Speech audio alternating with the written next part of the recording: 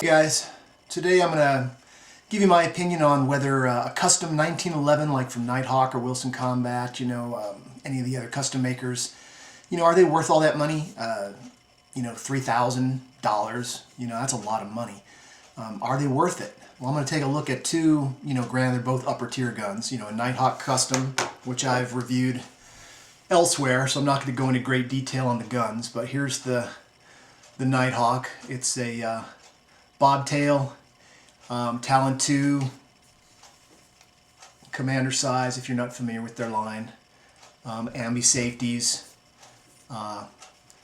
serrations on the top of the slide, front checkering, back checkering, of course the bobtail, beaver tail, all the modern features, full featured gun, about $3,000. Okay, very accurate, very tight tolerances in the slide, absolutely no play.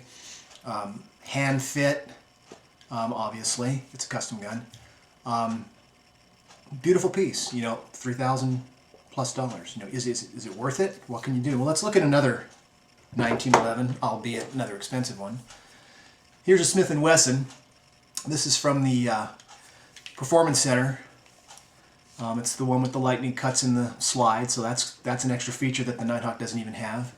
But it's got your serrations on top, front checkering, back checkering, the bobtail. This is actually a round butt, but basically it's a bobtail, that's what they call it. Commander length, bushing, very tight, no play in it.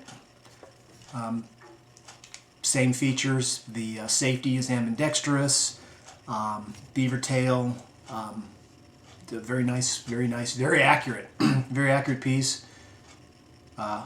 Handmade by the, hand put together by the Performance Center. That's why we've got the tight tolerances and stuff. This one's about $1,500. So this is about half the price, okay, of the Nighthawk. And they're very similar guns.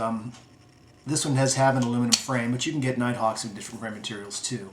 So I'm just going to compare them, as feature-wise, they're almost the same gun, okay? Except for the lightning cuts, which, basically makes this one, if you want something different, makes this gun cooler, okay? So, what makes these guns different? Okay, here's a closer look at these guns. Here's the Smith first. Give you a close-up view of that. Like I say, I've reviewed this elsewhere with more detail, so I'm not going to go crazy on the detail on it. I'm just going to give you a quick visual of it. Give you an idea what it looks. External extractor on this one. No night sights. So that's one thing that's going to affect price, but maybe only by $80 to $100 on a production gun. So there's the Smith&Wesson, about $1,500. Here's the Nighthawk. Of course, very beautiful gun. Night sights. I left that out before. This one happens to be all steel. Commander length, bushing, ambidextrous. All the features. Both guns share it. Okay.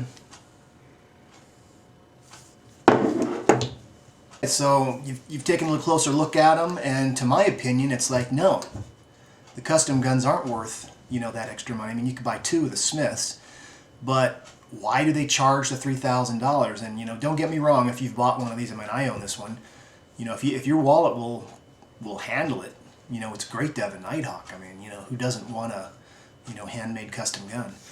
One of the things that you're going to get with the Nighthawk is you're going to have all metal parts, solid steel parts that have been machined, and none of the metal injection molding and any of that sort of thing. You also get a better finish on it. The paint is applied better, or whatever finish you may have on a Nighthawk, it's going to be primo. That's one thing that's lacking on the Smith, is the parts have a Parkerized, ugly look to them, in my opinion. So that's kind of a detraction. And the parts on these guns are not all, machined steel. There's MIM parts, and there's nothing wrong with MIM parts. They're in all modern guns. They do fail, but so do machine parts. And do they have a higher failure rate?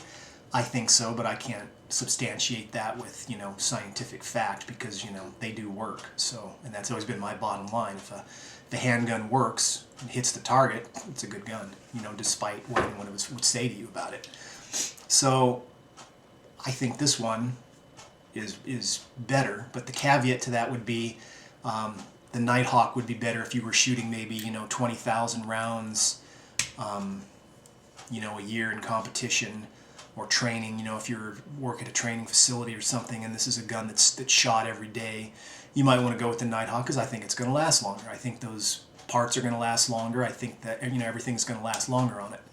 But if you're an average, you know, an average guy that, you know, that fires maybe 200 or 300 rounds a month, you know, I think a pistol like the Smith is going to last you your lifetime, and you're not going to need to worry about it.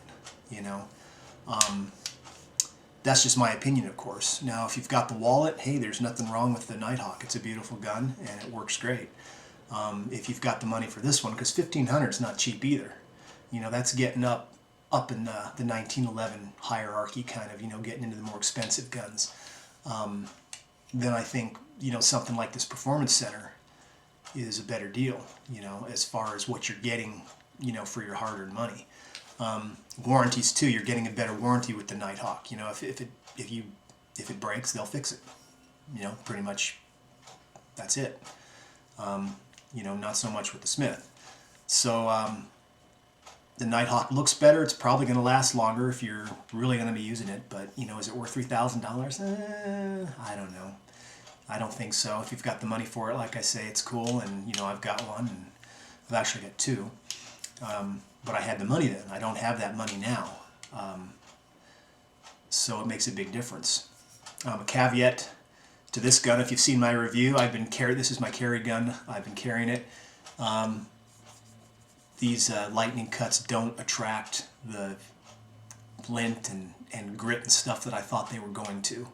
You know, obviously a little gets in there, but it's not like I thought it was going to be. I just kind of had to add that because I didn't know when I reviewed it the first time. I hadn't carried it, but I've been carrying it now for a couple months, and it's not an issue.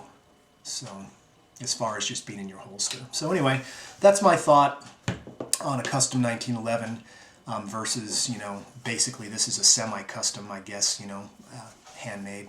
If you look at the Kimbers are very tight in the slide fit area, and they're very accurate as well because they're put together tight.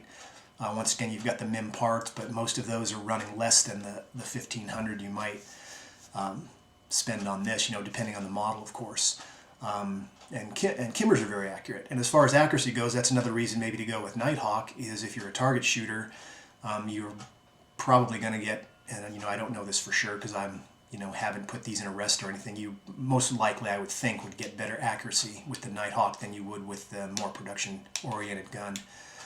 But if you're just carrying it for self-defense and you go to the range to train with it, you're not going to notice, you know, that the Nighthawk is more accurate than, say, you know, the Smith or the Kimber, because you're shooting it, you know, it's in your hands, it's not in a rest, you're not shooting it, you know, 50 yards, you're just, you know, doing your basic training like I do.